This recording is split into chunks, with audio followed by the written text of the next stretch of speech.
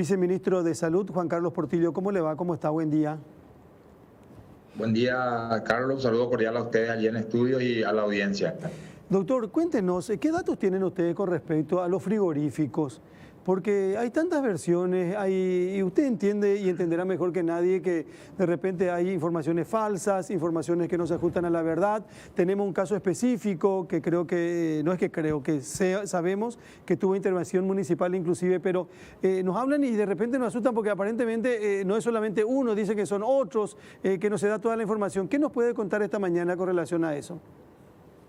Bueno, efectivamente lo que podríamos decir es que hemos detectado dos brotes en concreto, están en curso de, digamos, de seguimiento y como es habitual cuando aparece algún caso positivo, se procede, digamos, al aislamiento de este y digamos, al trazado de los contactos, ¿verdad?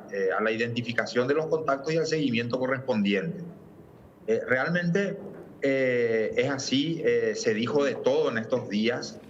En todo caso, podemos decir que desde Salud Pública nosotros estamos bastante tranquilos porque hubo un trabajo coordinado con el sector cárnico, ¿verdad? Como parte de la cadena, digamos, imprescindible, de la cadena logística alimentaria imprescindible, que no paró en ningún momento a lo largo de la cuarentena. Y en el caso específico de estos lugares donde se han detectado casos positivos, los protocolos venían siendo aplicados, hay trabajo en cuadrilla. El día de ayer, un equipo técnico, específicamente de la Dirección General de Promoción de la Salud, estuvo haciendo una verificación in situ. Se verificó efectivamente el cumplimiento del protocolo en lo que se refiere al manejo de casos, al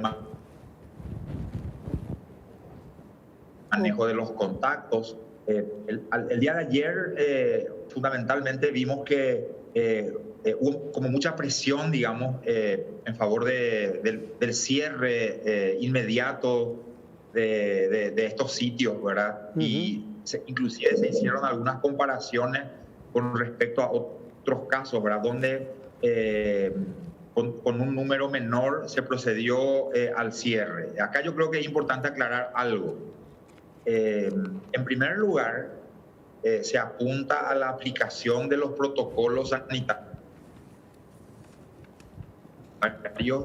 con carácter preventivo, digamos, y también se prevén situaciones o se prevé cómo reaccionar ante determinadas situaciones, como sería, por ejemplo, la aparición de un caso positivo. Como estrategia, no está previsto el cierre de ningún entorno laboral con la aparición de uno o más casos positivos, toda vez que los protocolos sean cumplidos. Y en el caso específico de la comparación que se hizo con un centro comercial del Departamento Central, hay que tener en cuenta que en ese caso no hubo un apego estricto a los cumplimientos. De hecho, era un centro que no formaba parte, digamos, del gremio, del sector, y no participaron de las capacitaciones ni de los entrenamientos relacionados con la aplicación de los protocolos sanitarios para esta situación de pandemia. Entonces, desde ese punto de vista es muy difícil hacer una comparación cuando tenemos un lugar que no se apegó a los protocolos y otro que sí, y en situación de detección de casos positivos en los respectivos sitios, ¿verdad? En este momento se está dando una intervención fiscal en uno de los frigoríficos. Yo tuve oportunidad de comunicarme con la fiscal interviniente. Hay personal sanitario que está acompañando ese operativo de verificación en este momento.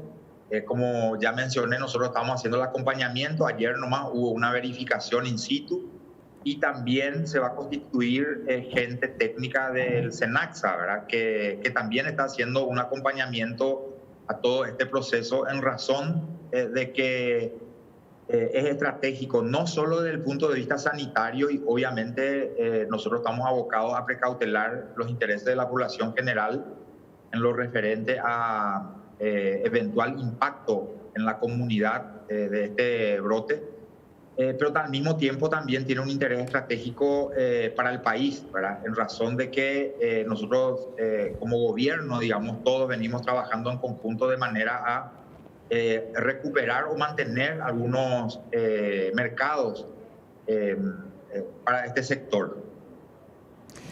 Doctor, el diario Extra publica hoy, y no sé si tiene que ver con esta intervención fiscal, un brote de contagios en una fábrica de embutidos en San Lorenzo. ¿Eso es ahí la intervención fiscal o hay ya un...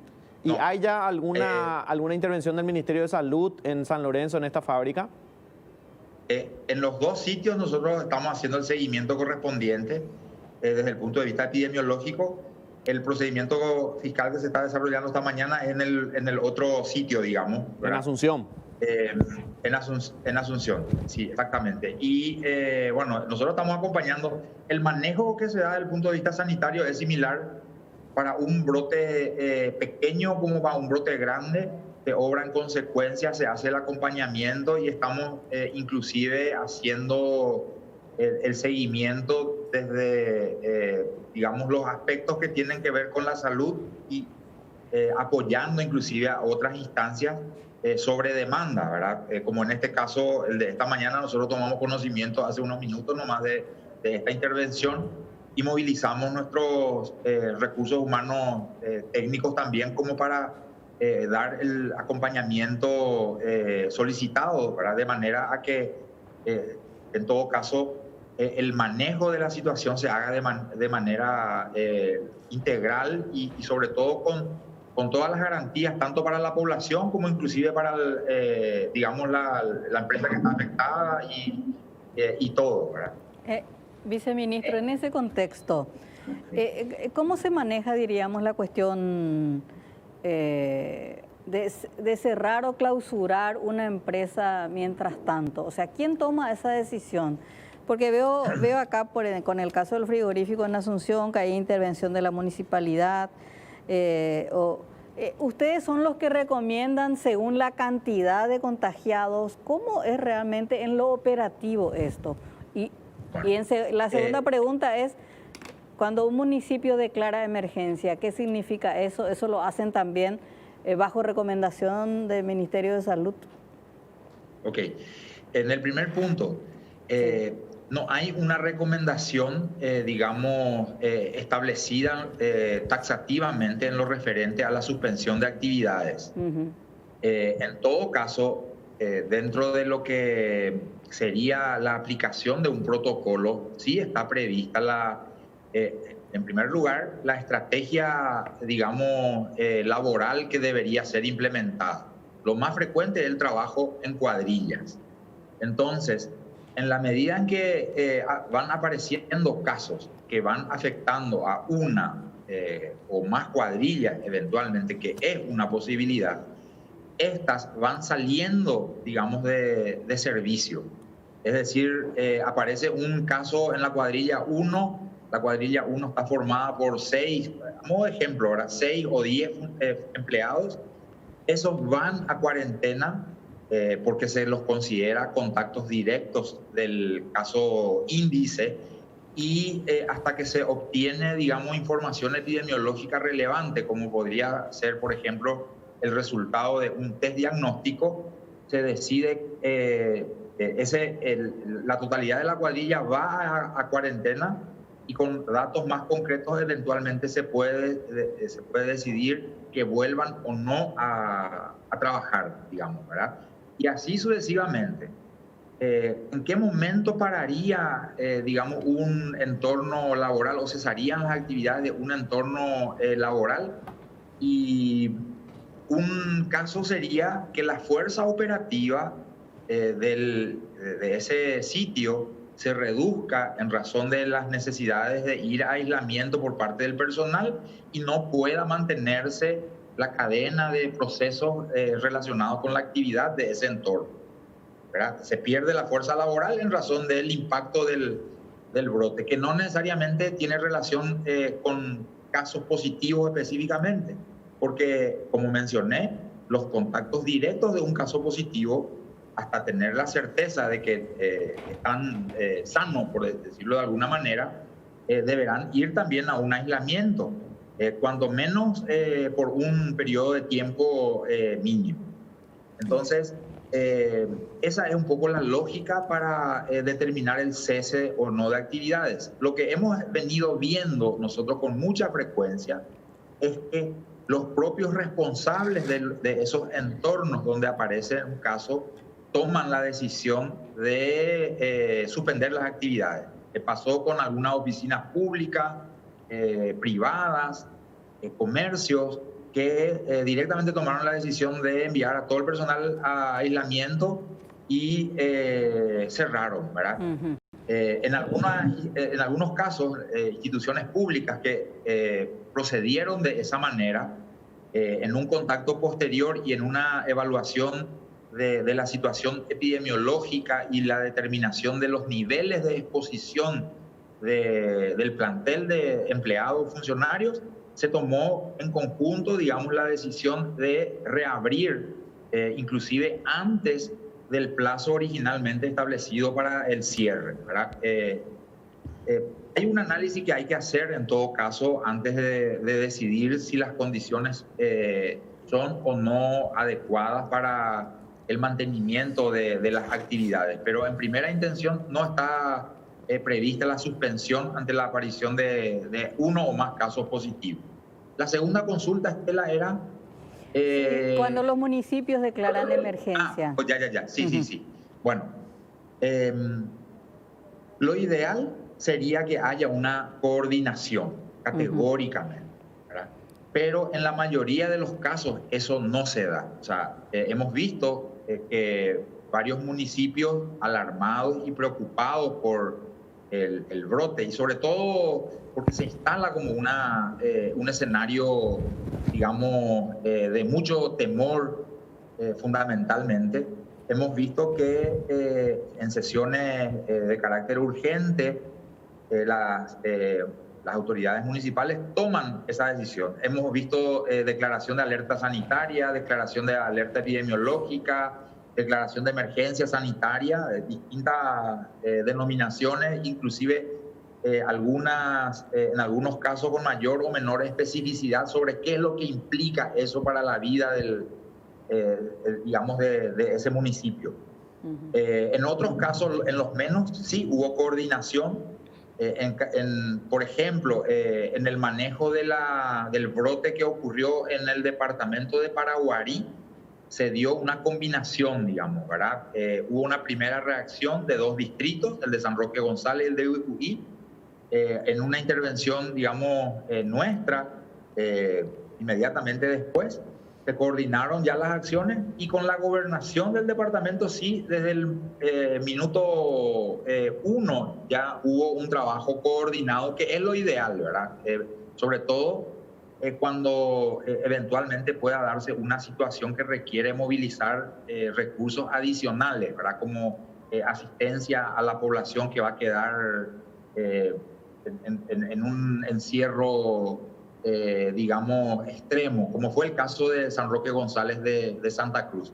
Nosotros estamos en permanente comunicación tratando de, en primer lugar, de brindar información epidemiológica concreta a las autoridades locales y regionales, de manera a que entiendan un poco la lógica de la situación, del brote, de cuáles podrían ser las implicancias del brote, del tamaño eventual que podría lograr. Hemos visto algunos brotes de entrada con un número importante de casos que podría, cuando menos, digamos, instalar un estado de alerta, pero en la medida en que se fueron dibujando los mapas epidemiológicos, y definiendo el grado de propagación, el nivel de propagación en el territorio de estos brotes, finalmente se pudo consensuar la toma de decisiones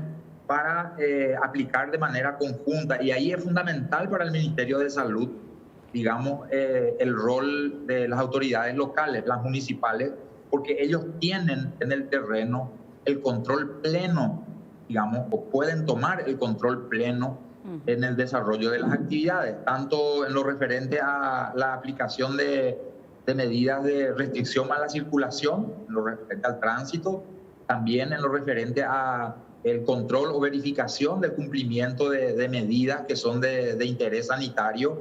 Ellos tienen también un área que puede apoyar, y obviamente también en lo relacionado con, digamos, eventuales decisiones de carácter político que puedan requerir el apoyo de alguna instancia externa al municipio, como ser el apoyo de la Secretaría de Emergencia Nacional, por ejemplo, para una asistencia social a determinada parte o la totalidad de la población. Es muy importante esa coordinación y nosotros estamos siempre tratando sobre esa base y sobre el diagnóstico de necesidades, apoyarnos mucho en la autoridad sanitaria local y regional y también en el resto de las autoridades de cada uno de los territorios afectados. Doctor, aguardanos un ratito, por favor, entre otras cosas, y tiene que ver con lo que veníamos hablando, con lo que hablamos gran parte del programa hoy con fiscales y policías con relación a un caso que nos llama poderosamente la atención. Lo cierto es que la Fiscalía y la Policía confirman que hasta hoy, en base a todos los elementos que reunieron en 3 meses, el principal sospechoso, el principal responsable de la desaparición de la niña de 7 años es el señor Oberhuber. A mí me es una arista muy densa para mí, es esta línea que seguramente van a seguir investigando de vinculación con el nazismo. Porque que no hay que descartar. No hay que descartar. De hecho, el Reiner Oberhuber, por las fotos y por el comportamiento e informaciones que dio la policía alemana, no reconoce, dice, la República Federal de Alemania, que dicen que es una opción que tienen los alemanes, no sabía, pero que las conexiones que tiene sí están vinculados al nazismo. Entonces, esa es una arista bastante densa para este caso.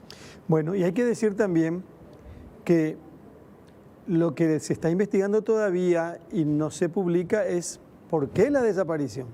Sí. ¿Verdad? Se le responsabiliza hasta hoy a Oberhuber. Sí. Por los datos que tiene la policía y la fiscalía.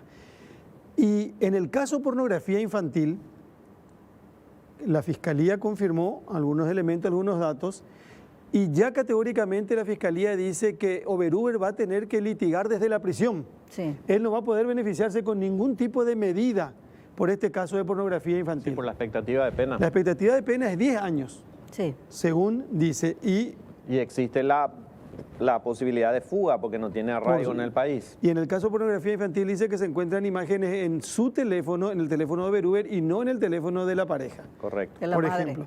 Pero separando esta cuestión, aparece como principal sospechoso y principal responsable de la desaparición de la niña el señor Oberhuber, el padrastro. Y en el caso de pornografía infantil, categóricamente no va a poder beneficiado con ningún tipo de medida porque tiene que litigar desde la prisión, de acuerdo a lo que dijo la fiscal Álvarez esta mañana. Volvemos al doctor Juan Carlos Portillo para preguntarle lo siguiente. Doctor, por la cantidad de fallecidos, ¿esta fue la peor semana, estos fueron los peores días de la pandemia?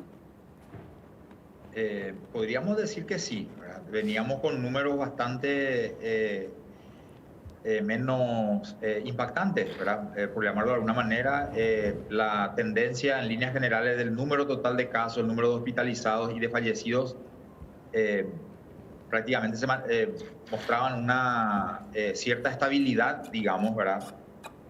Obviamente en la medida en que la población toda fue saliendo del encierro, perdón, también hay mayor oportunidad de contagio en razón de una mayor interacción entre las personas. Y hasta el momento lo que vinimos haciendo fue, en cierta forma, contener el ingreso del virus al entorno de la comunidad pero eso sabíamos que iba a ser algo imposible de sostener indefinidamente en el tiempo. Eventualmente sí apuntábamos a, digamos, minimizar o reducir el impacto que pudiera tener.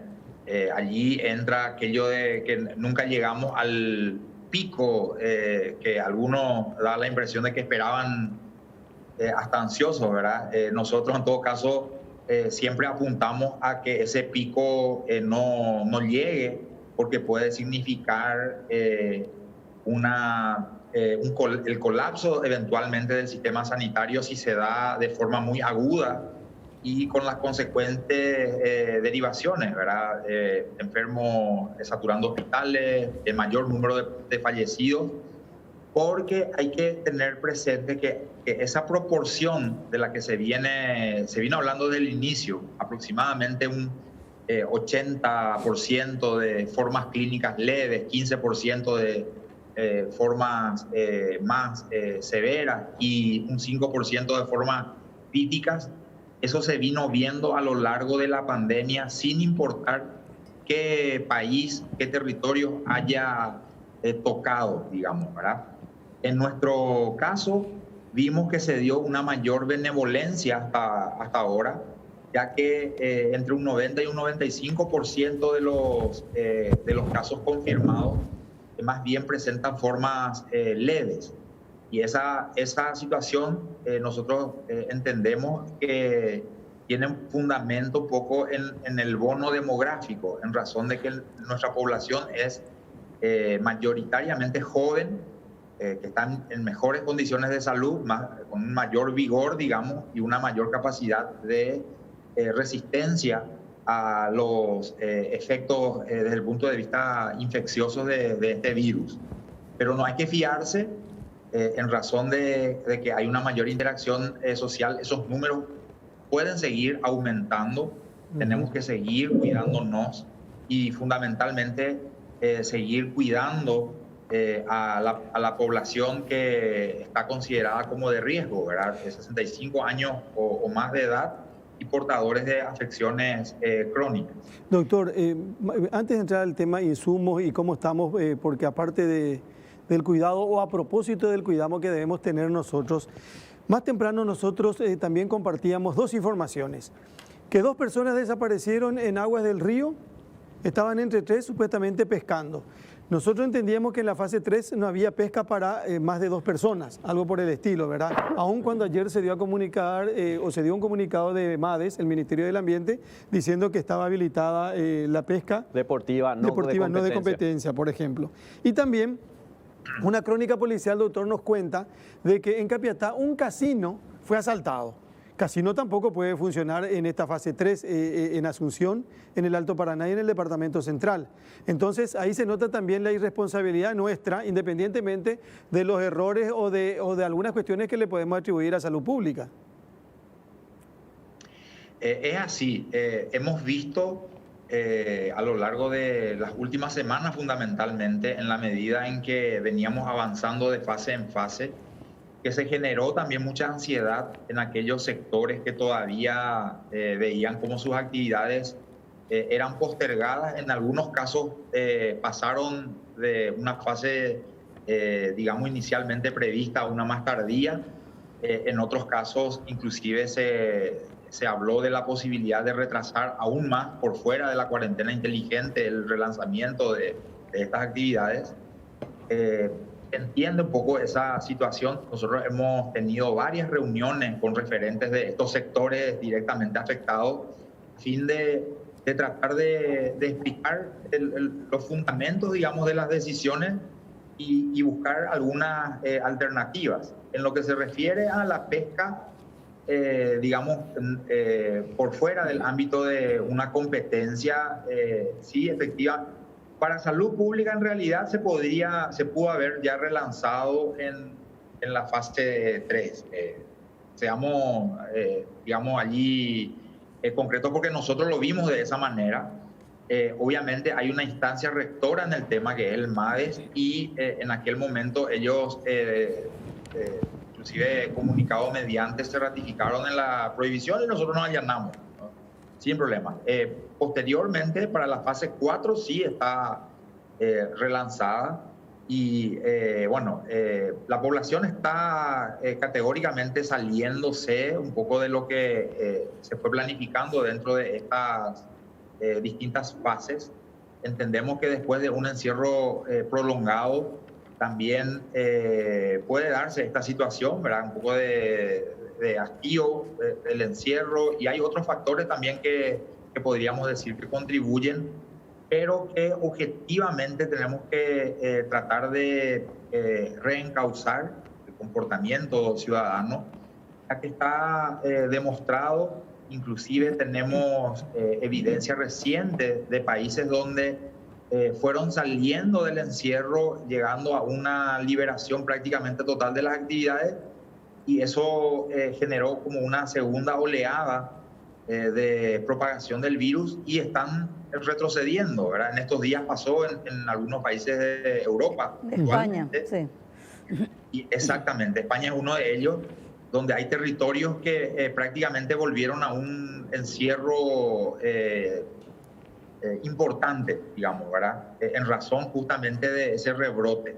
Y esta es una situación que puede darse, es decir, podemos tener hoy bajo control la situación, de aquí a unos 10 a 14 días puede cambiar totalmente el escenario si no tomamos las medidas del caso. Acá hay un punto que yo creo que es importante que la población tenga presente. Nosotros estamos entrando en la fase final de los días de baja temperatura.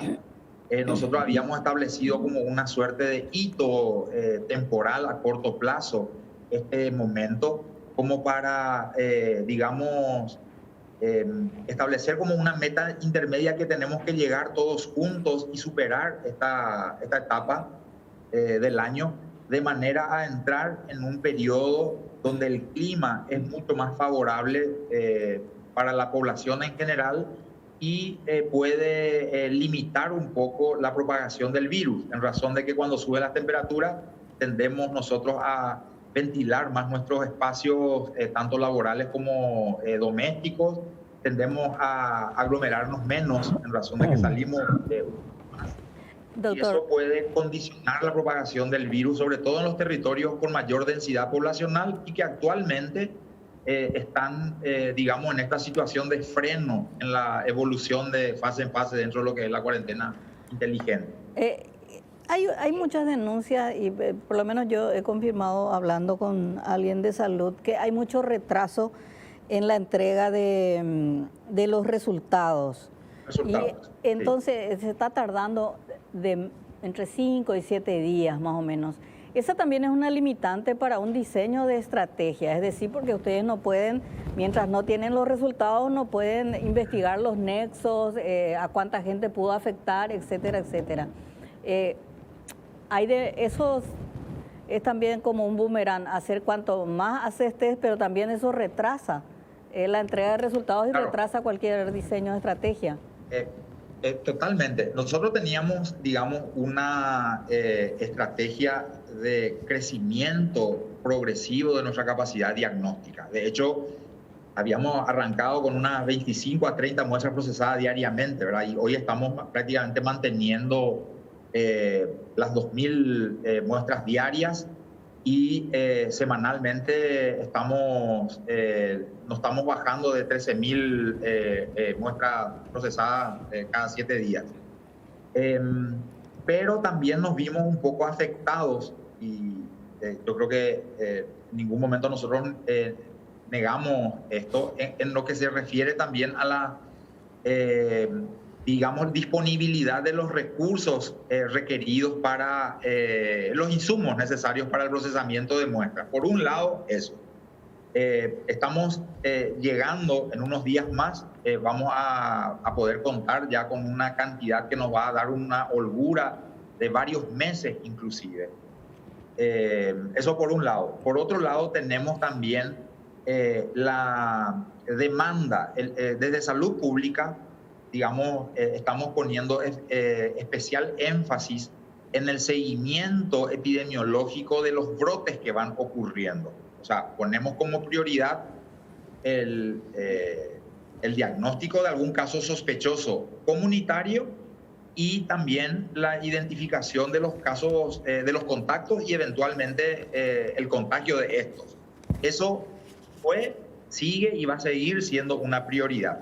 Pero hay otras necesidades adicionales que son, digamos, doctor, desde el punto de vista epidemiológico, son menos relevantes. Claro, pero a mí me cuentan, doctor, que me están esperando médicos, enfermeras, el resultado de sus test. Y usted sabe que eso afecta directamente a la eficiencia del servicio de salud. Ahora justamente iba a abordar eso. Estamos teniendo nosotros un incremento en la demanda por personas que van a ir a procedimientos invasivos, cirugía o algún tratamiento, no necesariamente quirúrgico formal, un estudio endoscópico, por ejemplo. Claro. Hay una gran demanda y la mayoría de estos casos nos están llegando desde la seguridad social o desde el sector privado, sobrecargando el sistema sanitario, por un lado. Además, estamos teniendo, digamos, el caso de los connacionales que están llegando del extranjero y que quedan en albergues, ¿verdad? Obviamente es importante contar con la confirmación o el descarte de la infección, pero en esta población en particular, al estar en una situación de confinamiento, nos representan, digamos, de buenas a primeras un riesgo para la comunidad en general. Entonces, estos grupos están como siendo un poco dejados en un segundo nivel y se está generando ese retraso, categóricamente. En lo que se refiere a personal de salud, estamos tratando nosotros de priorizar eso, pero la demanda vino en los últimos 10 días aproximadamente, vino disparándose y nosotros estamos haciendo la reconfiguración de nuestro sistema. Hemos habilitado 2 laboratorios más.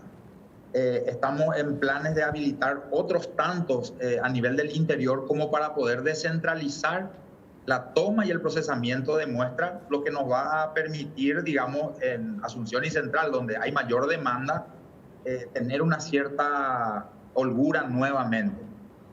Pero doctor, incluso no es la entrega de resultados solamente la que se está atrasando, sino también el turno para hacerse la prueba. ¿Cuántos días, si yo llamo hoy al 154, en cuántos días me toman la muestra para el test de COVID? Si se trata de un caso donde, digamos, la demanda sería programada, como en el caso de un paciente prequirúrgico, de la preparación prequirúrgica para una persona, puede tardar hasta una semana el agendamiento. Pero hay que tener en cuenta que en ese caso es una persona que no tiene síntomas, claro, en principio, digamos, no está enferma y para quien, por una cuestión de seguridad, sí, ante un procedimiento programado, una cirugía o una intervención electiva, se le solicita como requisito el claro, estudio. Entonces, en esos casos, categóricamente, se está, en razón de esa priorización a la que hice mención, se están asignando turnos para aproximadamente 5 a 7 días. Doctor, por último, para cerrar esta conversación, agradeciendo la gentileza, ¿tienen reactivos para cuánto tiempo para las pruebas? Y nosotros calculamos que entre 2 y 3 semanas. En menos de 2 semanas nosotros estaríamos ya ejecutando el contrato dentro de este llamado grande. Son unas 250.000 determinaciones las que vamos a poder hacer, digamos, o sea, vamos a tener insumos como para hacer esa cantidad que nos va a dar una holgura, digamos, de unos meses y de esa manera poder inclusive ir ya en función del, digamos, la estimación del comportamiento de la pandemia, ir definiendo para futuro algún tipo de compra de mayor o menor envergadura. Pero tenemos como para, digamos, encadenar periodo de carencia en el aprovisionamiento sostenido y en gran cantidad, como para llegar hasta la ejecución de ese contrato que se está ahora licitando. Digamos. ¿Todavía no hay fecha para salir de la fase 3 en Asunción y Central? Todavía no. En principio la duración que se previó es de 3 semanas, que sería como la duración convencional de una de las fases dentro de la cuarentena inteligente. Estamos recopilando datos, digamos, del comportamiento por territorio dentro de estos 3 departamentos o los 2 departamentos y Asunción, de manera a poder inclusive plantear tal vez algún tipo de ajuste adicional en alguno de estos territorios. Vemos cómo en el caso de Alto Paraná hay una concentración, digamos, clara de casos en Ciudad del Este. Entonces, por ahí podríamos ver, acotar digamos, el cerrojo en torno a ese territorio epidemiológicamente más afectado e ir introduciendo algún tipo de flexibilidad en el resto, como se hizo, por ejemplo, en el caso de Paraguarí, el departamento mismo, ¿verdad? Donde un distrito fue a fase 0 y el resto del departamento quedó digamos, relegada por unas semanas en la fase en la que estaba. Entendemos. Doctor, muchísimas gracias por compartir con nosotros La Lupa esta mañana. Que tenga buen día.